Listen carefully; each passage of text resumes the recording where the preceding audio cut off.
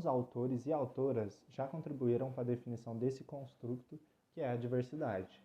Fleury, por exemplo, define diversidade como resultado da interação entre indivíduos com diferentes identidades convivendo no mesmo sistema social. Thomas, por sua vez, na sua definição de diversidade, já lista alguns aspectos assim mais abrangentes, como idade, formação escolar, origem geográfica, personalidade, orientação sexual, estilo de vida, entre outros fatores.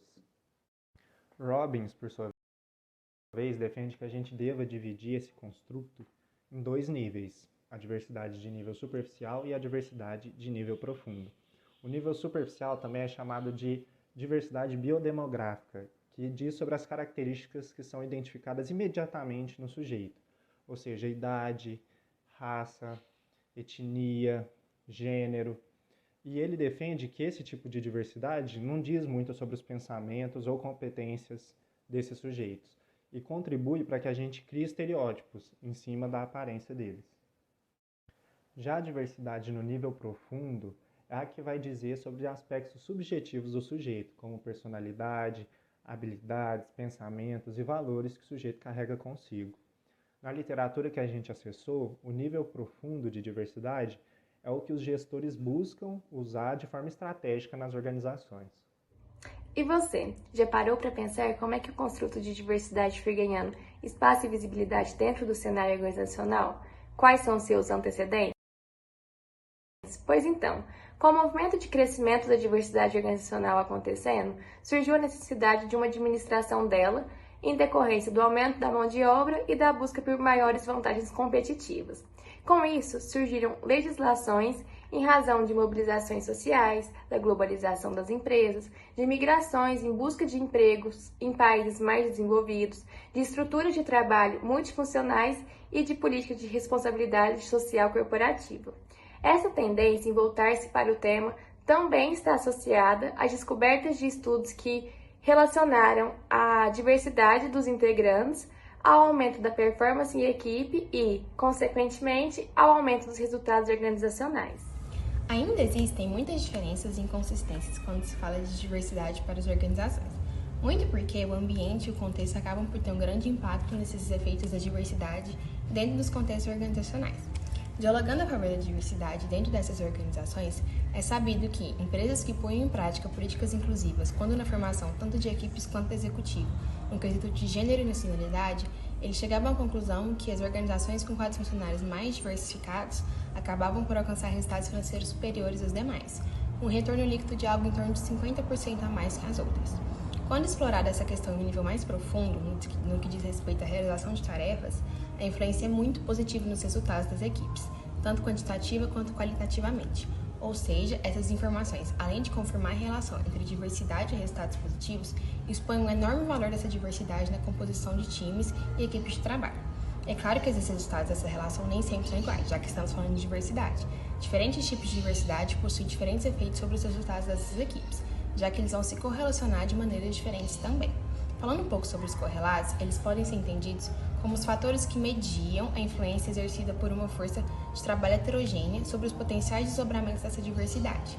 Simplificando, seriam os efeitos positivos ou negativos influenciados positivo ou negativamente pela presença ou não de cada um desses fatores. E a gente pode encontrar que os fatores mais buscados são tempo, interação, extensão de diversidade, conflito de tarefa, treinamento, tipo de cultura organizacional, comunicação interna, compartilhamento de informação, rede de relacionamento.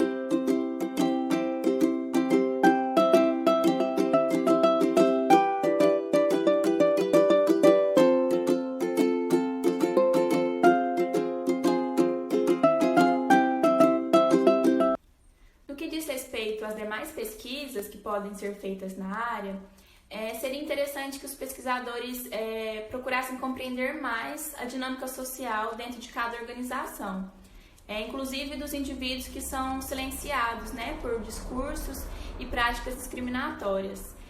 Seria interessante entender o quanto esse processo é silenciado, quais seriam os seus motivos e também quais seriam as suas consequências psicológicas, sociais, organizacionais e econômicas.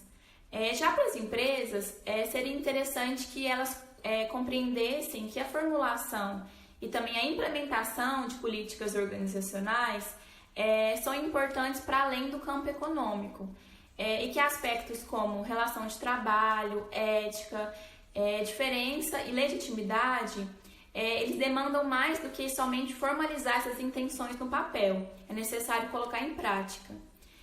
Para concluir, a gente percebeu que tem pouca pesquisa, né, publicada acerca do tema da diversidade nas organizações e que, portanto, seria muito interessante, né, uma maior adesão do assunto por parte dos pesquisadores da área.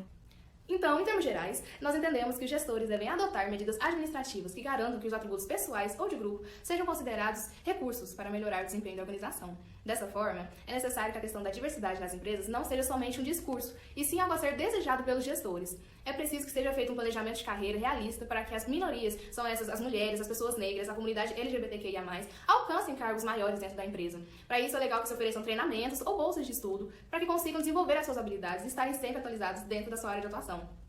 É preciso também que se tenha uma política social séria que repreenda as ações ou falas discriminatórias para que esses funcionários também consigam se sentir em um ambiente seguro e assim fortalecer a confiança na empresa, fazendo-os querer permanecer ali trabalhando.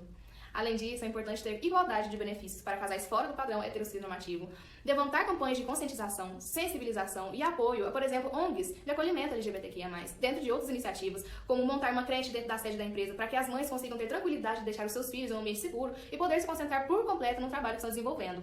Sempre procurando incluir nas responsabilidades da gestão medidas que promovam um ambiente facilitador para que os benefícios da diversidade possam ser potencializados.